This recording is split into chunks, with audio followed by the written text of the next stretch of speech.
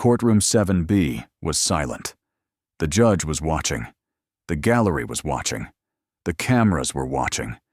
And Officer Declan Hart, a man who had spent his entire career doing whatever he wanted, to whoever he wanted, pulled his service weapon and aimed it at a sitting member of Parliament. He had made a lot of mistakes in his life. That was the last one he made standing up. Because Amara Bishop didn't flinch, didn't call for help, didn't wait for the system to protect her. In less than 2 seconds, she took the gun out of his hand and put him on the floor in front of everyone. Declan Hart arrived at the Central Criminal Court at 8:43 in the morning, 17 minutes before he was required to, because 17 minutes was enough time to be seen, but not enough time to be questioned. He came in through the side entrance on Newgate Street, the one that the press hadn't fully staked out yet, though they would by 10.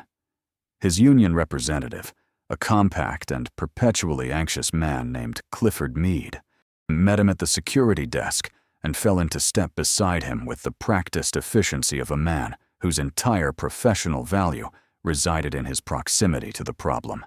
"You look good," Meade said, which meant the uniform was pressed and the posture was correct and the expression was sufficiently neutral. Hart knew how to look good for hearings. He had done 4 of them, so he had walked out of all 4 with his badge and his record, and the particular satisfaction of a man who understands that institutions, at their core, protect themselves, and that he was part of the institution.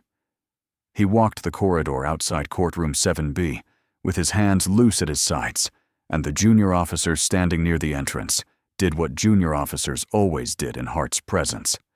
They found reasons to look elsewhere. Not from fear, exactly, so from the specific social intelligence of people who have learned that proximity to a certain kind of man carries its own costs, and that the most efficient response to that knowledge is distance. Hart noticed and did not register as anything other than his due. He had been the largest presence in every room he had ever entered. He had no architecture for any other arrangement. Inside the courtroom, the gallery was already filling. Journalists with lanyards and legal pads occupied the press benches in the focused, slightly predatory posture of people who had been given a story and were waiting for it to confirm itself. Behind them, members of the public sat in the rows designated for the hearing's open gallery. Residents from New Cross and Deptford and Lewisham, people who had taken the morning off work because the morning off work felt necessary, because the boy who had been hospitalized lived 3 streets from several of them, and they had watched the ambulance from their windows. Hart took his seat at the witness table and leaned back and looked at the ceiling for a moment, the way a man looks at the ceiling of a room he considers beneath his time. He crossed one ankle over his knee. He had been told by Meade not to cross his arms. "Arms crossed reads defensive," Meade had said. Hart interpreted this as permission to do everything else. Oh, the room changed when Amara Bishop entered it. It didn't change loudly. There was no announcement, no fanfare, no shift in the formal proceedings. But the journalists straightened in a way that was physically distinct from how they had been sitting 30 seconds earlier. The members of the public gallery leaned forward, a collective adjustment of posture that moved through the rows like wind through standing wheat. The judge's clerk, a meticulous young man who had been organizing the same stack of documents for 15 minutes, looked up from the table and checked his notes twice in rapid succession, for no reason that the notes themselves required. Amara walked to the prosecutor's table in a navy suit that was precise without being decorative, set her documents down in a single neat stack, and sat with the unhurried composure of someone who had learned long before she entered politics that the most powerful thing a person could communicate in a room was that they were exactly where they intended to be. She did not look at Hart. She looked at her documents, but the room had already recalibrated around her presence, the way rooms do when the person who is actually in charge of what happens next has arrived. Arthur Pendleton led the morning's questioning. He was a competent lawyer in the way that a competent instrument is competent, adequate to ordinary tasks, unsuited to resistant ones. Hart was resistant in a way that had been refined over years of practice. He answered questions in the manner of a man doing a favor, his monosyllables calibrated not to obstruct technically, but to exhaust practically. When Pendleton asked about the timeline of the September raid, Hart said the report spoke for itself. When Pendleton asked about the student's position when force was applied, Hart said it was dark, and he made a judgment call, and he would make it again. When Pendleton asked about the restraint hold and the resulting injury, Hart looked at the ceiling for a moment and said he was trained to neutralize threats, and that is what he did. Pendleton shuffled his papers. He asked a follow-up that partially repeated the previous question. Hart answered it with the same 4 words in a different order. Meade, sitting behind the barrier, allowed himself a small adjustment of his shoulders that communicated, without moving his face, that things were proceeding as expected. Amara watched all of it.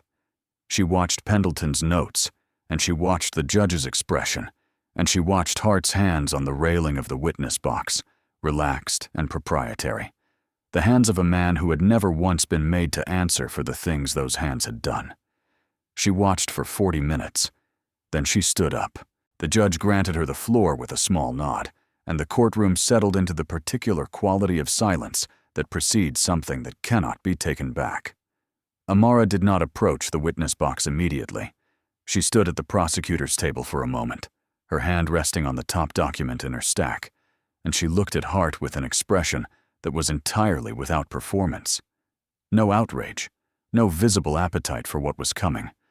Just attention, the focused, impatient attention of someone who has been waiting a long time for the correct moment and has now recognized it. "Officer Hart," she said, "your incident report for the 14th of September states that you arrived at the property on Lewisham Way at 22:17. Is that correct?" Hart looked at her with the measured contempt of a man deciding how much of his attention a question deserves. "That's what the report says." "That is what your report says," Amara agreed. "The dispatch log. However, records your unit's arrival at 22:09. That is an 8-minute discrepancy." She held up a single document. "Can you account for those 8 minutes?" "Dispatch logs have errors," Hart said. "We corrected it in the incident report." "You corrected the dispatch log in your own incident report." "We recorded the accurate time." "I see." She set the document down and picked up another with the same unhurried precision.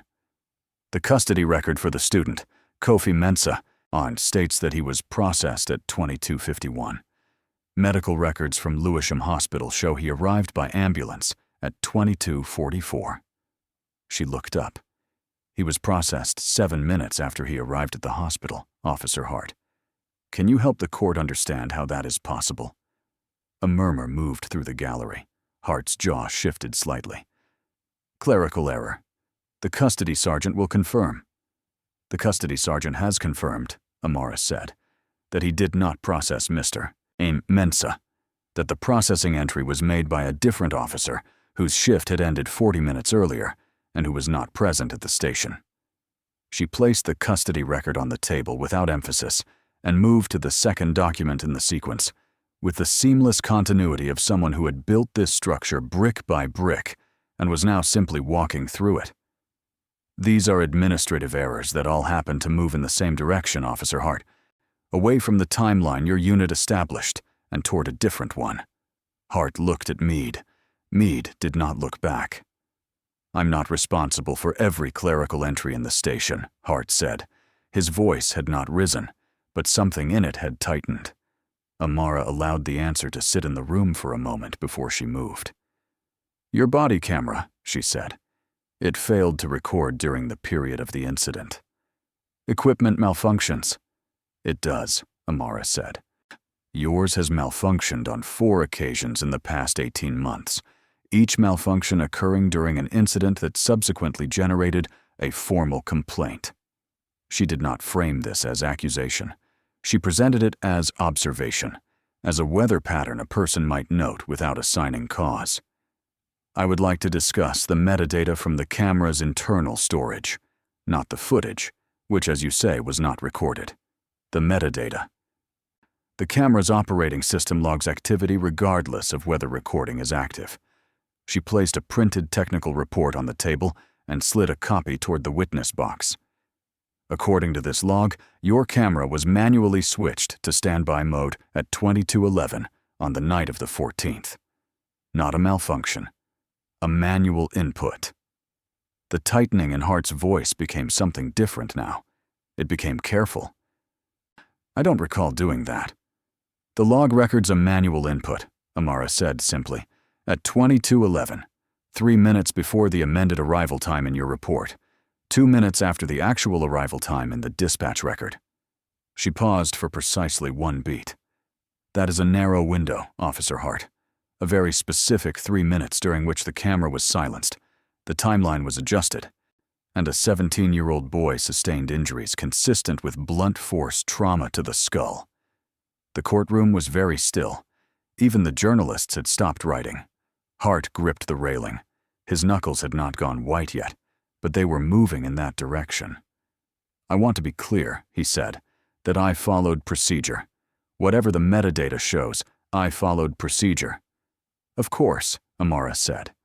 She returned to her documents.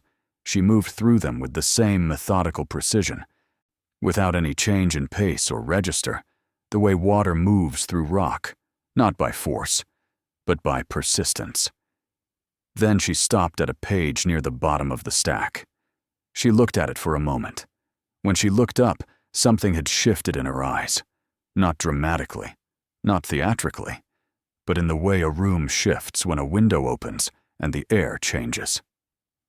On the 22nd of August, she said, 6 weeks before the raid on Lewisham Way, you attended a private meeting at a property in Bermondsey.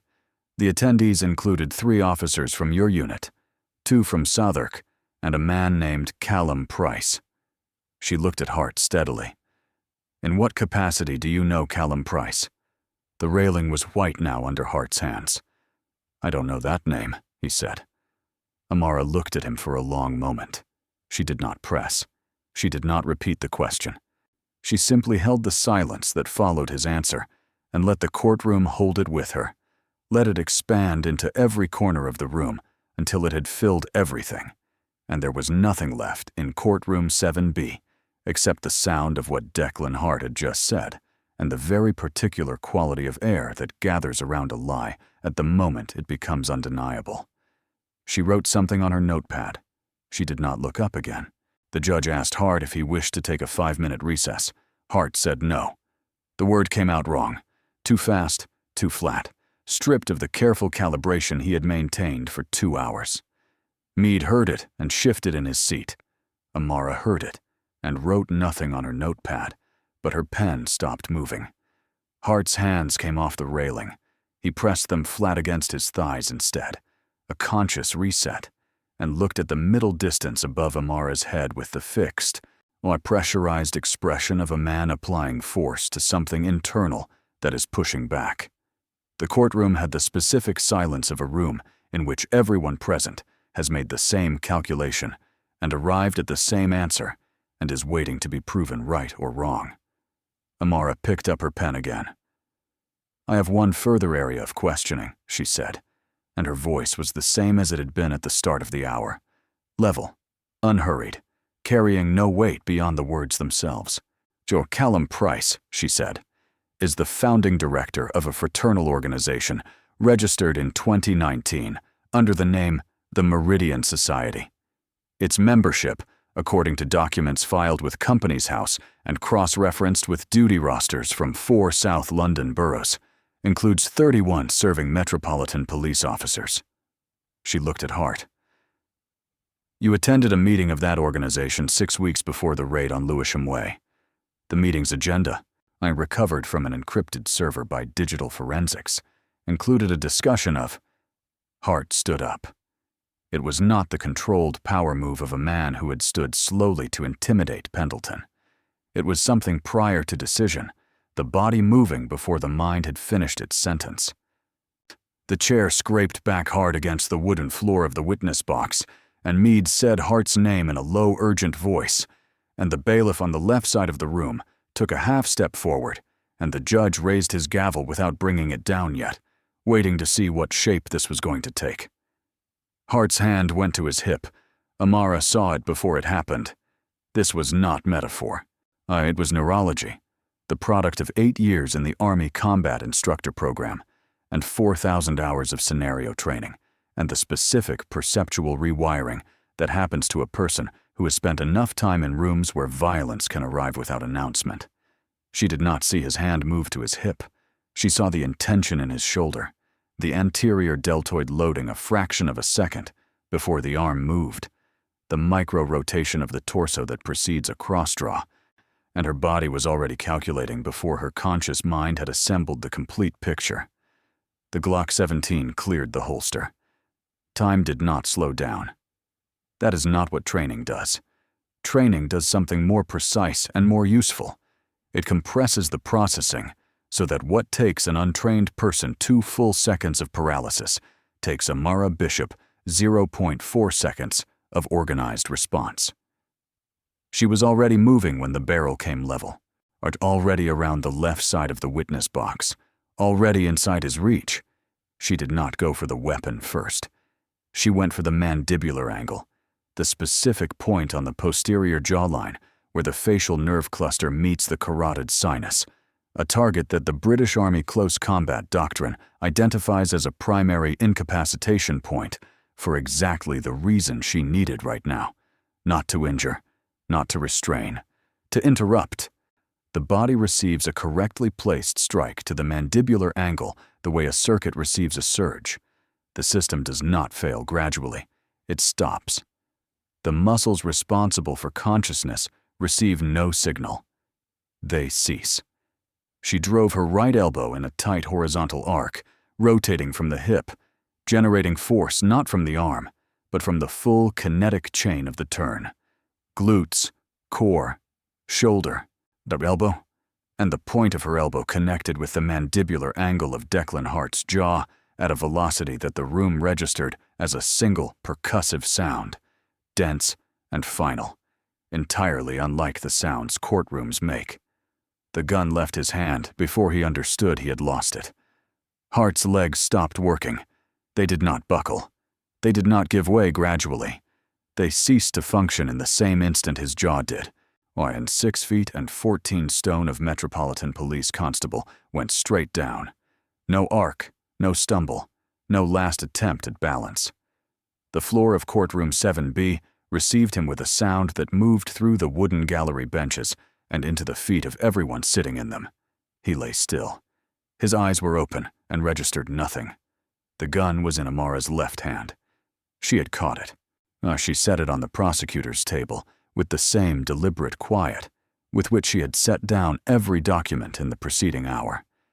Then she straightened her jacket, one hand smoothing the left lapel, then the right, a gesture that took perhaps 2 seconds and communicated, in those 2 seconds, everything that the preceding 2 hours had been building toward, that she had been exactly as prepared for this as she had been for everything else, that she had known, and with the specific foreknowledge of a woman who has spent her life reading the rooms that men like Hart believe they control, that it was always going to end here, and that she had been ready.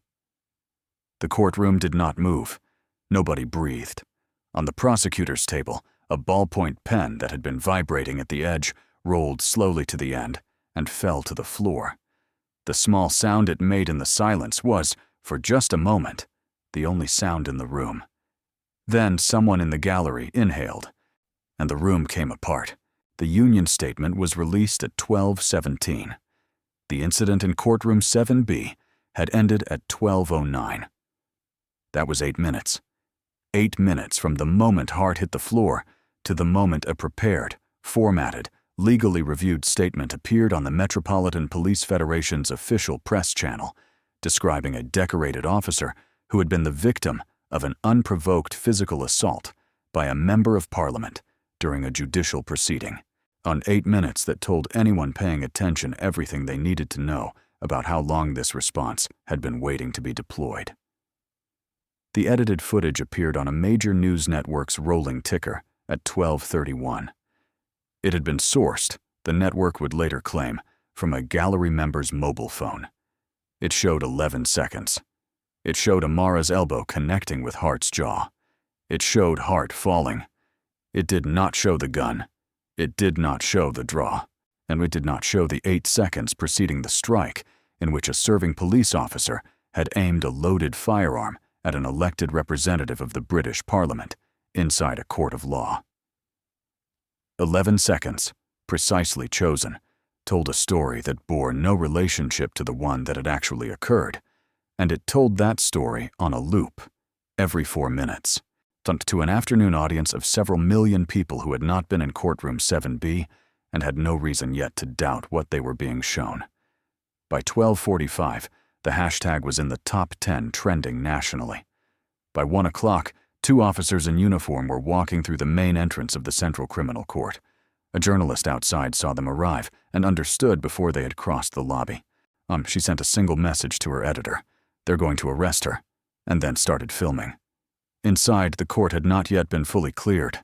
The gallery members who remained were those who had not been able to move quickly, or had not wanted to. The people from New Cross and Deptford and Lewisham who had come because the boy lived near them, and who were now standing in the corridor outside 7B with the particular stillness of people absorbing something that has confirmed what they already knew. Hart had been removed on a stretcher 14 minutes earlier, conscious but unresponsive to questions, Meade walking alongside with his phone pressed to his ear. The gun had been taken into judicial custody.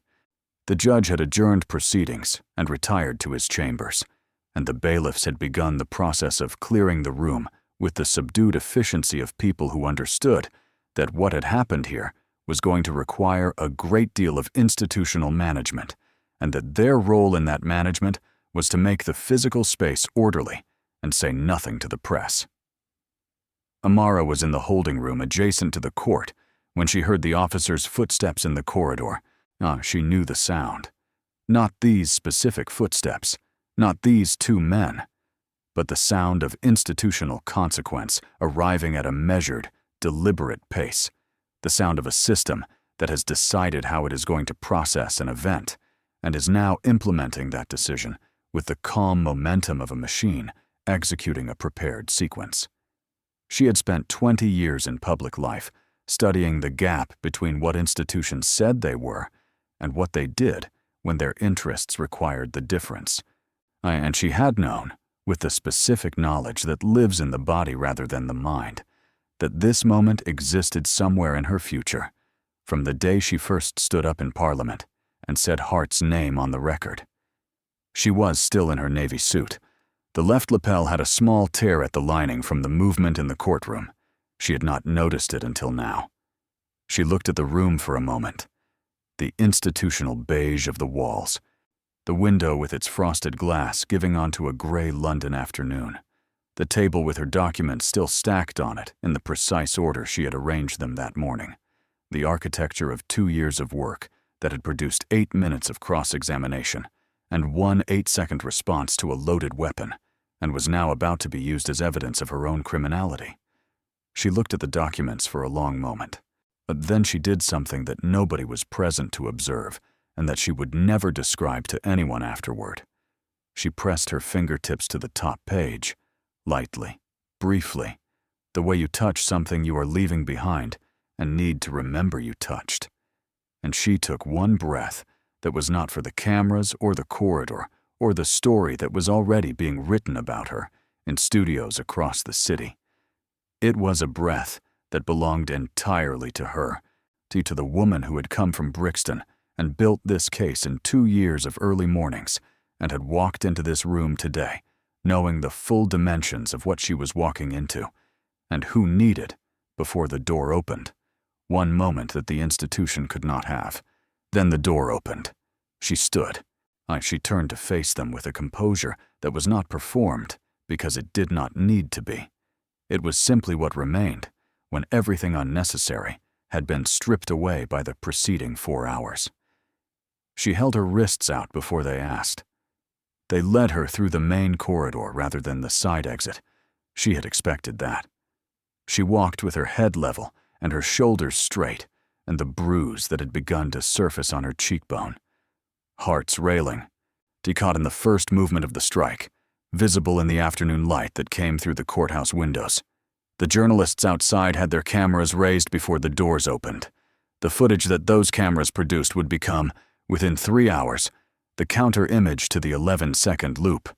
An elected member of parliament, bruised, dignified, hands bound, walking out of a courthouse where she had been the one attacked.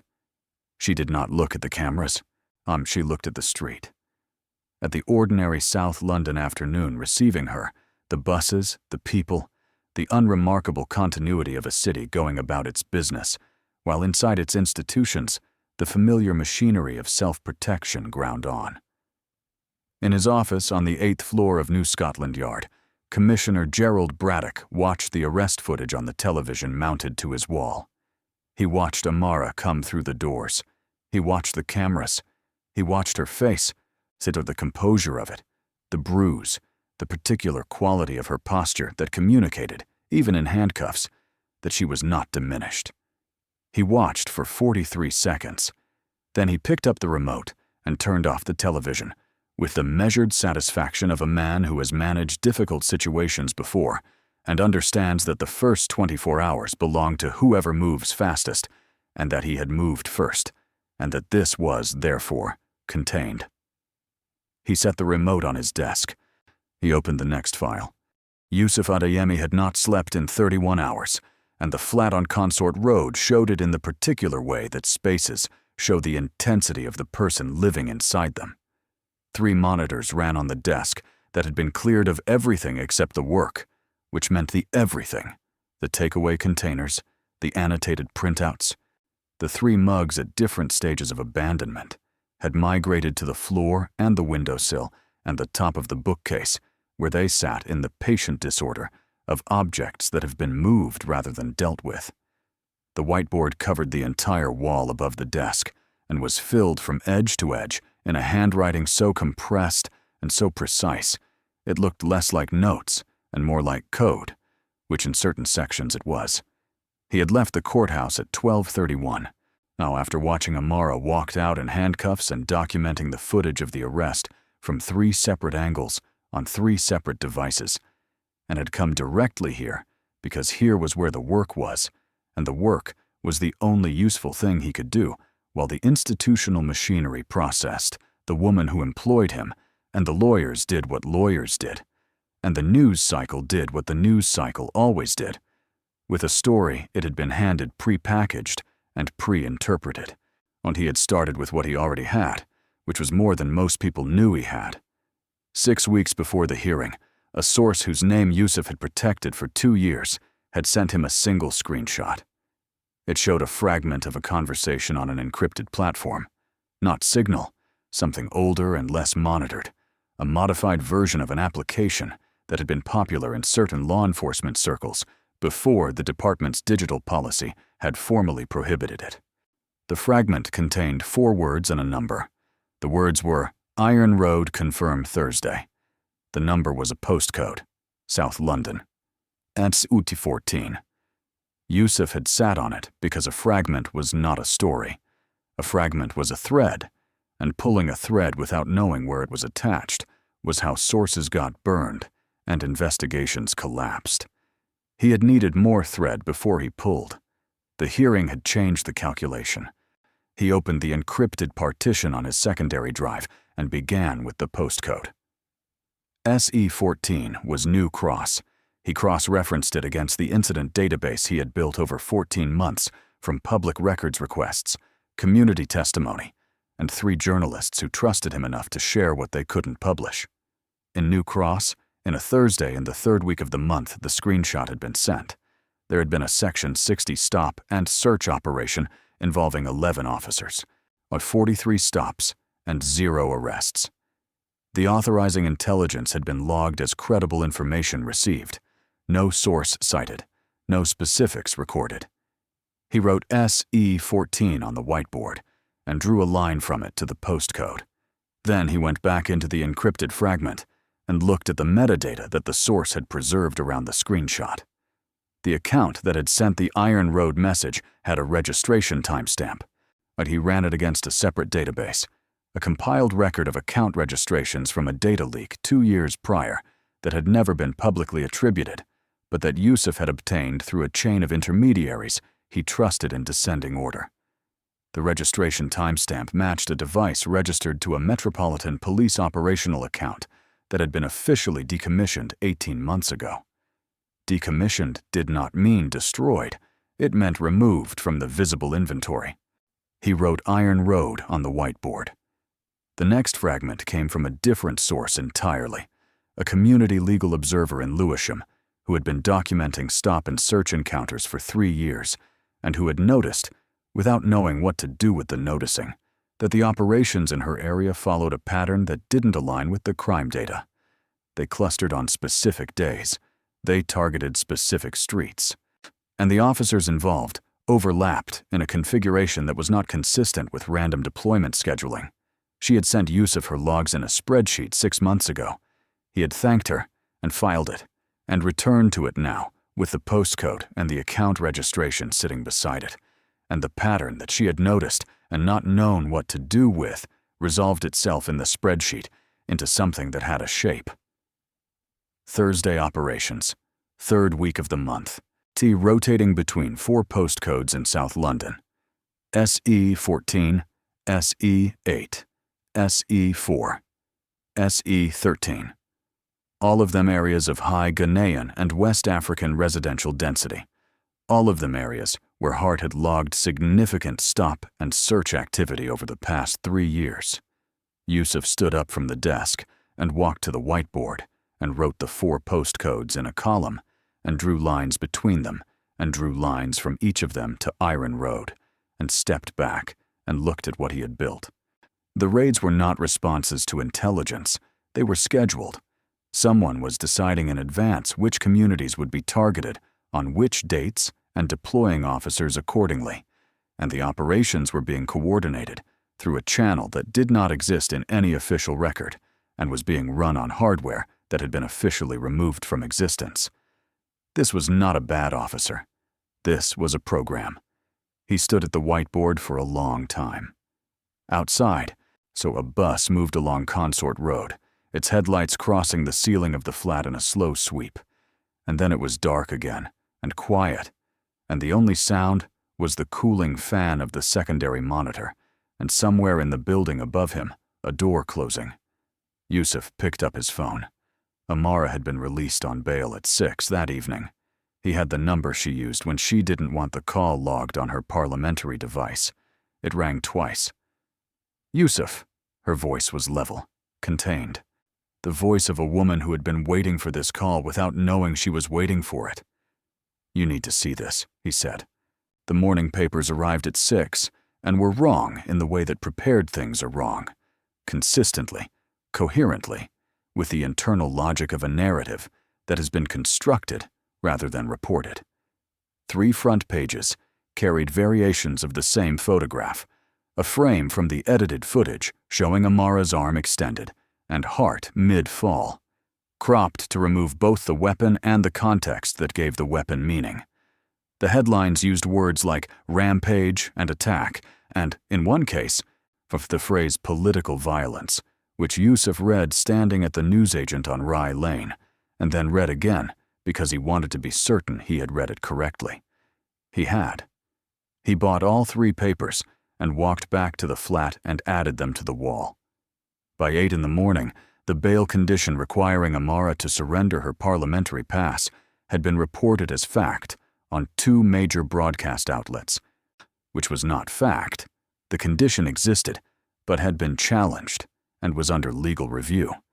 And the Metropolitan Police Federation had issued a second statement expressing deep concern about the safety of officers giving testimony in public proceedings, which was the kind of sentence that was technically about something other than what it was actually about, and which performed its actual function with considerable efficiency. Or Yousef watched the velocity of it from the desk and understood that this was the peak.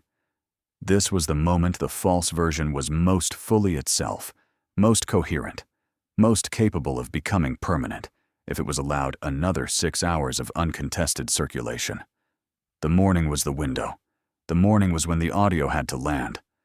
Margaret Osei had transferred the file at 11 the previous night, through a channel Yousef had set up 3 years ago for exactly this category of material, a dead drop server registered to an LLC in a jurisdiction that processed data requests slowly and expensively.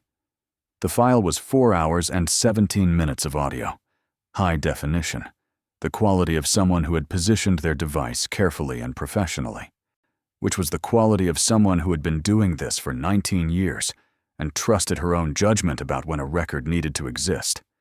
He had listened to the relevant section 4 times. The sequence was unambiguous.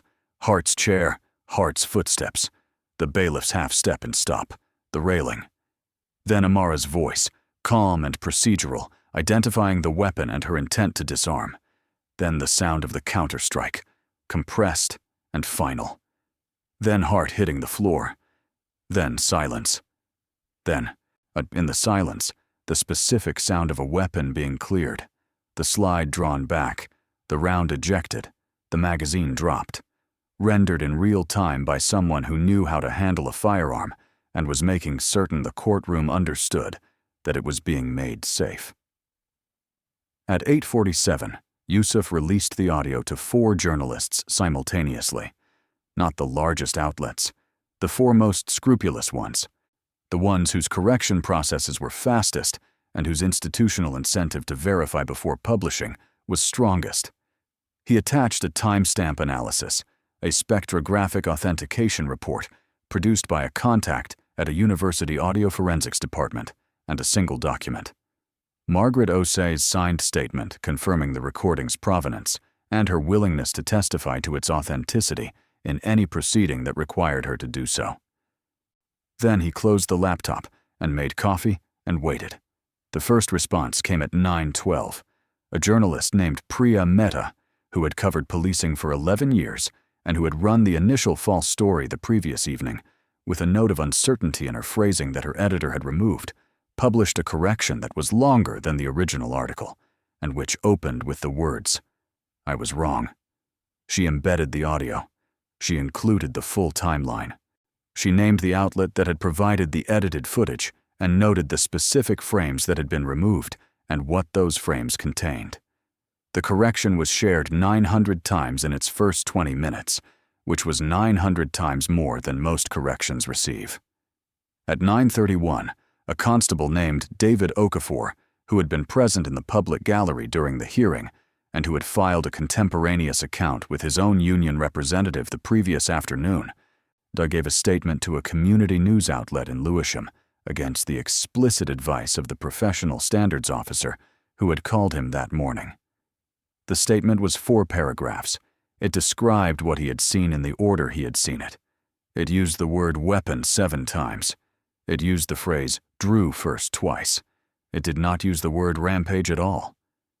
Outside the Central Criminal Court on Old Bailey, a woman named Constance Asante, who had traveled from New Cross on the first tube of the morning, stood on the steps with a printed transcript of the audio and read it aloud to the people who had gathered.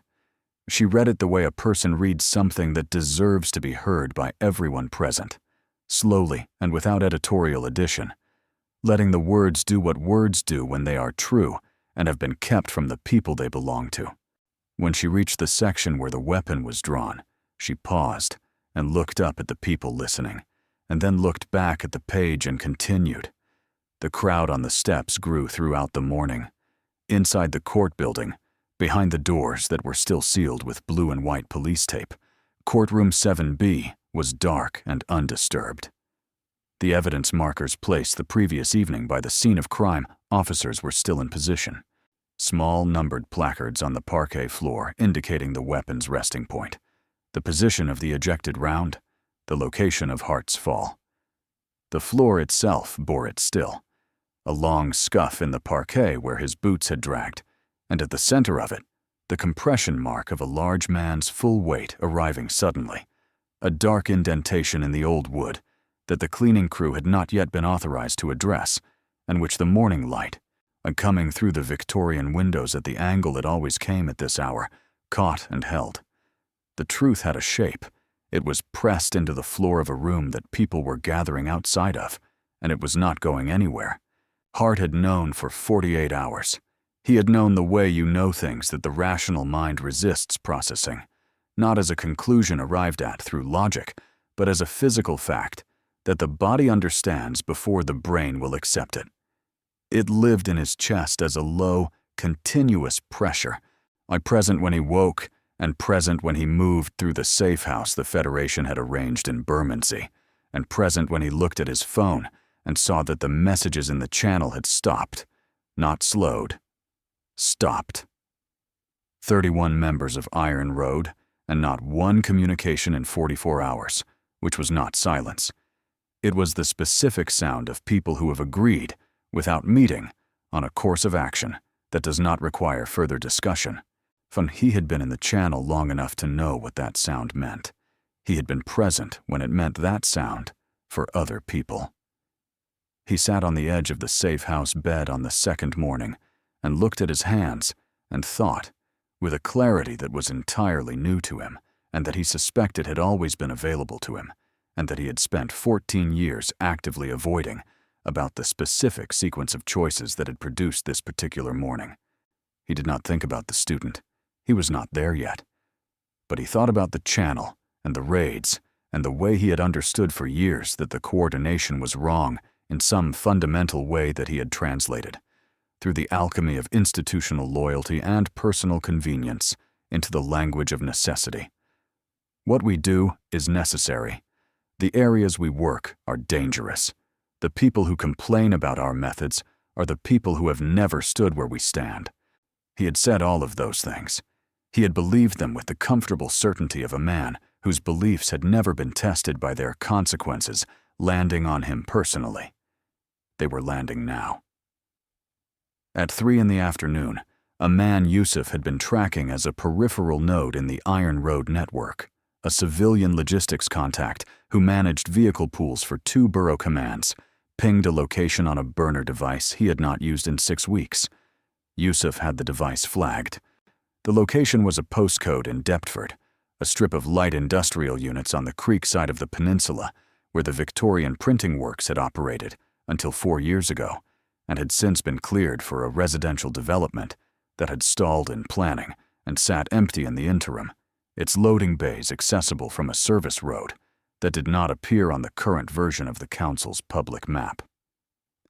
Yousef sent the postcode to Amara with 4 words. They are moving tonight.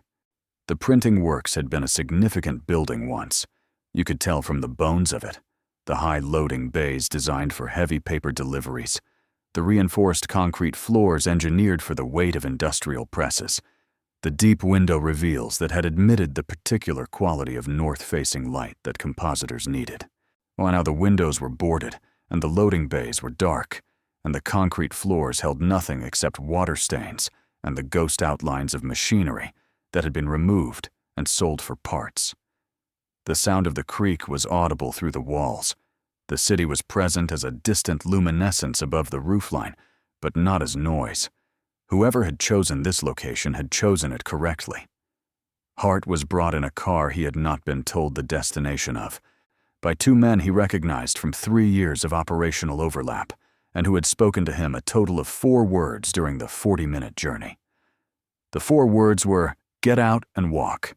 He walked into the loading bay, and the door was pulled down behind him, and the single work light suspended from the original crane hook above the center of the space came on, and Hart stood in its pool and understood with complete and final clarity that this was not a meeting. There were 3 of them. He had expected 2. The third was standing at the back of the space near the boarded window, not facing him, looking at the boarding with the patient quality of someone who has arrived early to a task they intend to complete without complication.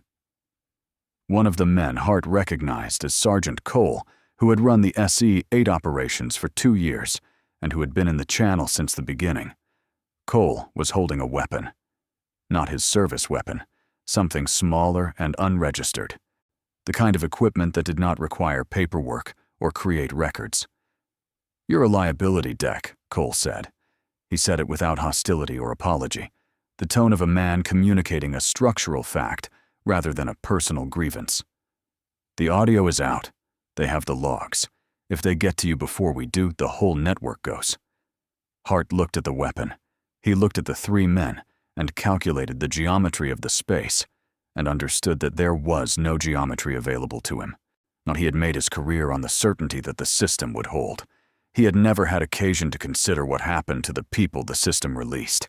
He knew now. He was standing in it. "Get on your knees," Cole said. Hart looked at him for a long moment. Then he looked at the concrete floor, which was cold and stained and utterly indifferent, and he lowered himself to it, and the sound of his knees meeting the concrete echoed in the high space and faded. Cole raised the weapon. Outside, on the service road that did not appear on the council's public map, a car turned off its headlights and stopped. Amara had the stream running before she reached the door. Yousef had set it up on a secondary account, clean and unconnected to her parliamentary profile, with a title that was 4 words and a postcode. Iron Road, Deptford, SE8. He had seeded it to 3 journalists and 14 community accounts in the 60 seconds between her leaving the car and reaching the service entrance of the printing works, and by the time her hand touched the door handle, the viewer count was 43, and climbing in the particular way that things climb when the people who see them understand immediately that they are real. She propped the phone against the door frame at chest height, angled inward, and went through. The loading bay was lit by a single suspended work light that cast everything in a hard, industrial clarity. She saw the geometry of it in the first second. Cole with the weapon raised. The 2 flanking men, Hart on his knees on the concrete, with his hands at his sides and his head slightly forward, the posture of a man who has stopped calculating. She saw the boarded windows and the crane hook and the distances between everyone and the single exit behind her. She did not run toward the weapon. She walked to the center of the space and stopped and stood in the light. Cole turned. The flanking men turned. Hart didn't move. "Put it down, Cole," Amara said. Her voice filled the bay the way it filled rooms, without effort, without performance, from the diaphragm, the voice of someone who has learned that the first thing authority requires is that it be heard. Cole stared at her. The weapon didn't drop, but it didn't rise either, which meant the calculation was happening, and calculations meant seconds, and seconds were what she needed. "There's no version of this that ends with you walking out," Amara said. She didn't look at the weapon. She looked at Cole's face. "I need you to understand that before you decide anything. Who's going to stop us?" The second man, the one near the wall, said it with the flat contempt of someone who has not yet updated his assessment of the situation. She let him have it. 47,000 people, Amara said. Cole's eyes moved. He was looking for the phone. She had positioned it well, visible from her angle, outside his immediate sightline, propped at the height of the doorframe where the light from the bay caught the lens. She watched the moment he understood.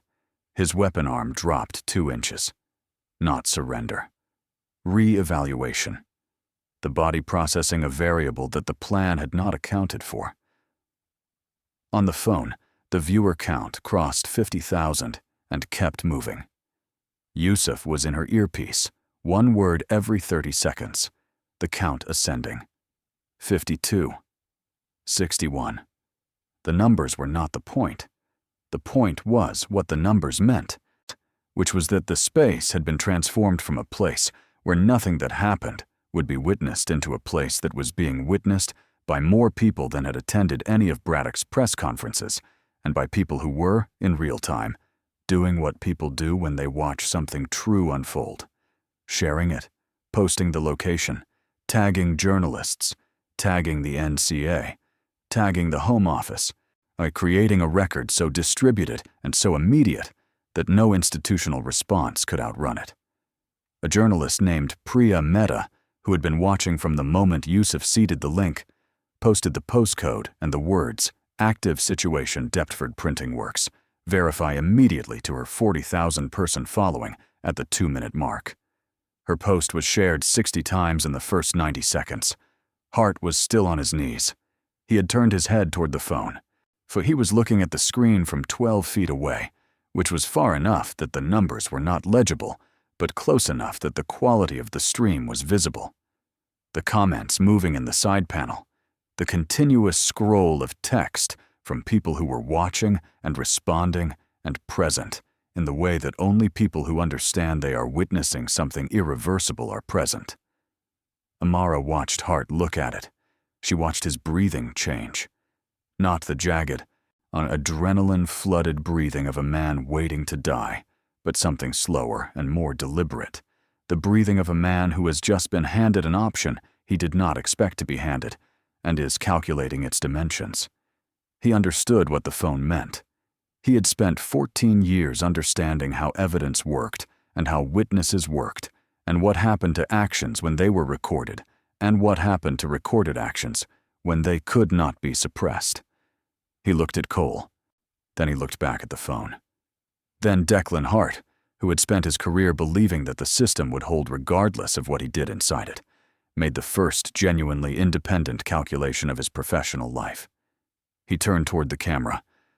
"My name is Declan Hart," he said, his voice raw and stripped of every affect he had spent years constructing. "Constable 4917, Metropolitan Police. I am a member of a coordinated network of officers operating under the designation Iron Road. The network is overseen by Commissioner Randall Bradock.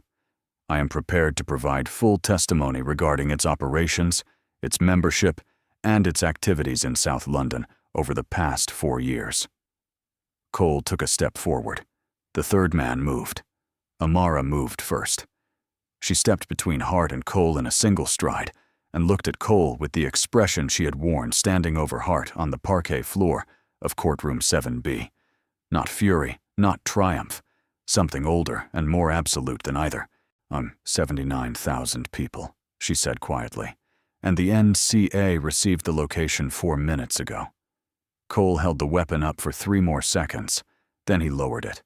The door at the far end of the loading bay came off its frame 40 seconds later, and the NCA tactical unit that had been en route since Yousef's call came through with the efficiency of people who had been given a precise location, a live feed, and enough probable cause to act without hesitation. In the controlled chaos of the arrest, the shouts, the weapons secured, the men face down on the concrete that Hart had just been kneeling on, Amara walked back to the doorframe and picked up the phone. The viewer count was 112,000, and the battery was at 11%. And the stream was still running, its little red indicator blinking steadily in the dark of the loading bay, doing the work it had been built to do, which was to make sure that what happened in places chosen for their invisibility was seen. She propped it back against the frame. Let it run, she thought. Let it run until there is nothing left. Hart's testimony took 11 days to deliver and dismantled 4 years of construction in the methodical, irreversible way that structural surveys dismantle buildings, not dramatically, but thoroughly, each load-bearing element identified and removed in the correct sequence, until what remained could not stand. Commissioner Randall Bradock was arrested at his home in Chislehurst on a Tuesday morning before the school run had finished, which meant his neighbors saw it, which meant the image of a man in a dressing gown standing at his front door while NCA officers presented a warrant, was the first thing many people saw when they opened their phones that morning. He did not resist. He stood in the doorway with the particular stillness of a man whose entire professional identity has just been separated from him, and who has not yet discovered what is underneath it. Sergeant Cole was charged with conspiracy to commit murder, a conspiracy to pervert the course of justice, and 14 counts of coordinating unlawful stop and search operations. He was remanded without bail. The third man from the loading bay, whose name was Constable Farrow, entered a guilty plea on the 2nd day of his committal hearing. His plea was accepted. His cooperation produced 6 additional names. Those 6 names produced 4 more. Deputy Commissioner Hargrove, who had signed the authorizations that gave Iron Road its operational cover, and who had attended the same golf club as Bradock for 11 years, resigned on a Thursday and was arrested on the Friday. His resignation statement cited personal reasons. The arrest warrant cited conspiracy, misconduct in public office, and accessory to assault. Meade, the union representative who had spent years ensuring that the institutional paperwork around Hart's conduct was correctly arranged, was disbarred and referred for prosecution.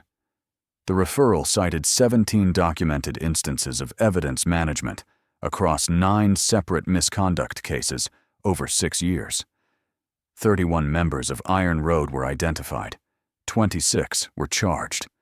The network that had been built to be invisible was rendered, in the space of 8 weeks of testimony and document disclosure, entirely legible. Its structure, its operations, its targets, its methods, all of it converted from the language of deniability into the language of criminal proceedings, and entered into the public record, where it would remain. Bradock received 19 years. The judge, in sentencing, used the word architecture. He said Bradock had been the architect of a system designed to harass, intimidate, and criminalize a specific community under the cover of legitimate policing. And that the sentence reflected not only the crimes committed, but the sustained and deliberate abuse of public trust required to commit them over 4 years without consequence. Amara gave her statement on the steps of the Old Bailey on the afternoon of Bradock's sentencing. The crowd was large, and the cameras were present, and Yousef stood to her left with the expression of a man who has not slept properly in 3 months and has decided that this moment is sufficient compensation. She looked at the cameras for a moment before she spoke. "I want to be precise about what this is," she said, "because there will be a temptation in the coverage of today and in the weeks that follow to call it a victory. I am asking you not to do that." She paused. A victory would have been Kofi Mensah walking into his first lecture at Goldsmiths last September, without a scar on his skull and a physio appointment every Tuesday for the rest of his undergraduate degree. A victory would have been the family on Achilles Street, who called the police about a break-in and received instead a Section 60 and a front door that needed replacing. A victory would have been the officers who knew what Iron Road was doing and understood that speaking cost more than silence. A victory would have been a world in which those officers were wrong about that cost. She looked down for a moment, then back up. "We did not achieve a victory today. We achieved a floor, the minimum, the beginning of what accountability looks like when it is finally forced to arrive. The difference between a floor and a victory is everything that still needs to be built above it. And that work starts tomorrow, and it does not have a completion date." She stepped back from the microphones. Yousef handed her her coat. She put it on and walked down the steps into the ordinary afternoon. The letter arrived 6 weeks later, forwarded through the prison service's standard correspondence process, which meant it had been opened and read by 2 people before it reached her, and still managed to feel private in the way that things written with difficulty feel private, regardless of who has handled them. It was handwritten on 2 sides of a single sheet of lined paper, the kind sold in prison canteens, in handwriting that was not eloquent. It was the handwriting of a man writing carefully, because he was uncertain of the words and did not want to waste the page. "Ms. Bishop, I have been trying to write this for 5 weeks. I don't have the right words, which is something I'm not used to. I've always had words for things. I had words for why the raids were necessary, and words for why the complaints were wrong, and words for why the people who objected didn't understand the reality of the job. I had a lot of words. None of them were true. There is something I keep coming back to, a specific thing. In September, 3 years ago, on a Thursday, when I was part of an operation in New Cross, there was a man, older, maybe 60, walking back from the market with 2 bags of shopping. We stopped him. I wrote it up as a routine contact. No grounds. I knew there were no grounds when I stopped him. He stood on the pavement in the rain while I went through his bags, and he didn't say anything, and I remember thinking that his silence was compliance, and that compliance was the point. I know now that his silence was not compliance. It was the specific exhaustion of a person who has learned that certain fights cost more than standing in the rain. I stopped him because the system told me I could, and the system kept telling me I could, and I kept listening. And it took a woman standing between me and a gun I deserved to be shot with to make me stop listening. You didn't save my life in that loading bay. You saved what was left of it from ending as something even worse than it had already become. No, I don't know what to do with that except say it. I'm going to try to do something with the time. D. Hart Amara read it at her desk in the constituency office on a Thursday morning in March, with the window open and the sounds of Peckham coming through it, the market on Rye Lane in its first hour of the day, the primary school 2 streets over, releasing its early arrivals into the playground, a bus on the high street decelerating toward the stop, with the specific pneumatic sigh of public infrastructure doing its ordinary, essential work.